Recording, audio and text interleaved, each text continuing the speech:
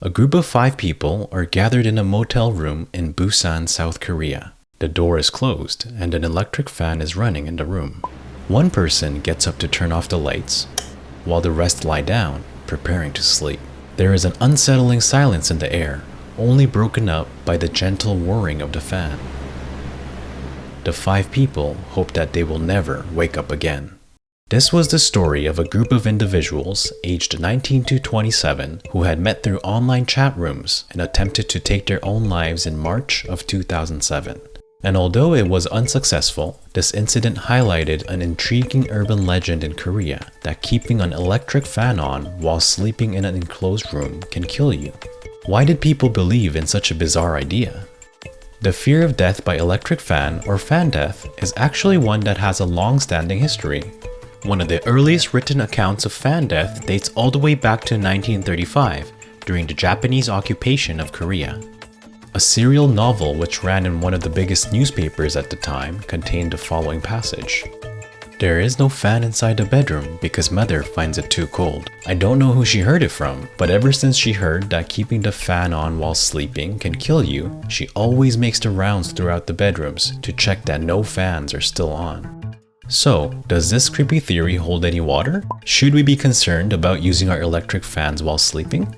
Let's take a look at a couple of the main factors that are often brought up when discussing the idea of fan death. The first myth is that keeping an electric fan running within an enclosed room can cause asphyxiation due to lowered oxygen levels. However, an electric fan is a simple device. It utilizes a motor to rotate blades which generate breeze. In order for a decrease in oxygen levels to occur, you would need to have a device which consumes oxygen, supplies additional nitrogen or other gases, or which causes a decrease in atmospheric pressure. But these are impossible feats for a basic air circulation machine such as an electric fan to achieve, so there really is no mechanism through which an electric fan could lower the amount of oxygen within a room. And importantly, the whole premise of asphyxiation requires that the room you are sleeping in be airtight. Typically, the rooms in our homes are not completely sealed, and airflow occurs even through closed doors. If you did happen to find yourself in a completely airtight space, then you could suffocate. But that would be regardless of whether there was a fan or not. The second myth is that keeping an electric fan on throughout the night can cause hypothermia. Hypothermia begins when your body temperature reaches below about 35 degrees Celsius, and you can die if your body temperature stays below 28 degrees Celsius. Considering that our normal body temperature hovers around 36.5 degrees Celsius, your trusty electric fan would need to drop your temperature by more than 8 degrees to put you in deadly territory. But an electric fan cannot lower temperatures by such a significant amount. Fans generate a breeze and cools you down by evaporating sweat from your skin's surface. It's fundamentally different from an air conditioning system which utilizes refrigerants to cool the air. If fans could kill through hypothermia, then you wouldn't need an air conditioner. And you'd be in a lot of trouble sticking your hand out the car window while driving on the highway. That being said, a YouTube channel named Pseudoscience did calculate that if a person maintained extremely low body fat, say below 5%, and sat in front of a fan all day long for 2 straight weeks, you could have a chance of dying from hypothermia. So I guess it isn't impossible, although it is very unlikely for regular users. So how did this superstition come to be? Electric fans were first introduced in Korea in the early 1900s. And with the influx of new technology, news outlets began to describe its benefits as well as its potential hazards.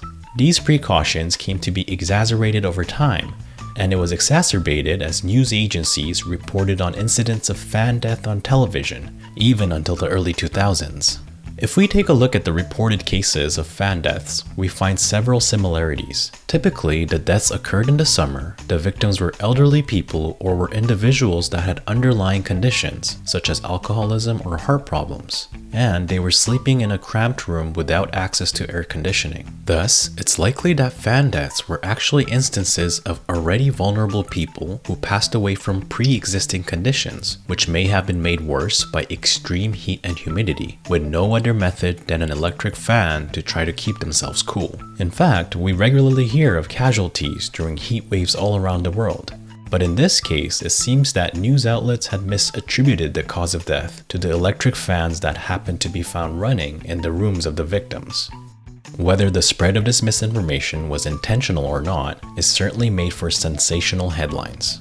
One conspiracy theory is that the fan death scare was intentionally propagated by the Korean government in an effort to reduce electricity consumption. Stories of fan deaths were most prominent during the 1970s, which was a time when the government heavily censored the media and there were shortages of electricity. The government even used to carry out pre-scheduled blackouts in certain areas to save power. Although the idea of fan death has no scientific basis, there are definitely some things to look out for when using electric fans.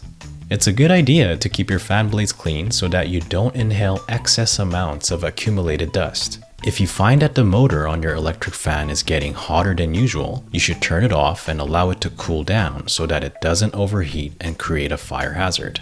Also, you should make sure to keep the fan guards on, as the rotating blades are dangerous to come into contact with, and there is a chance that defective blades may break off during operation. The fear of fan death is a fascinating example of widespread misinformation, which was repeatedly reported on by trusted news outlets without proper validation of the scientific facts. As these stories circulated during an era when access to information wasn't as readily available as it is today, the fan death phenomenon came to be accepted as common knowledge by the general population. Nowadays, this urban legend has largely been disregarded by Koreans, but there are still those, especially amongst the older generations, who are still wary about keeping the fan on while sleeping. How about you? Have you heard of any similar superstitions in your country? Let me know in the comments below. Thanks for watching.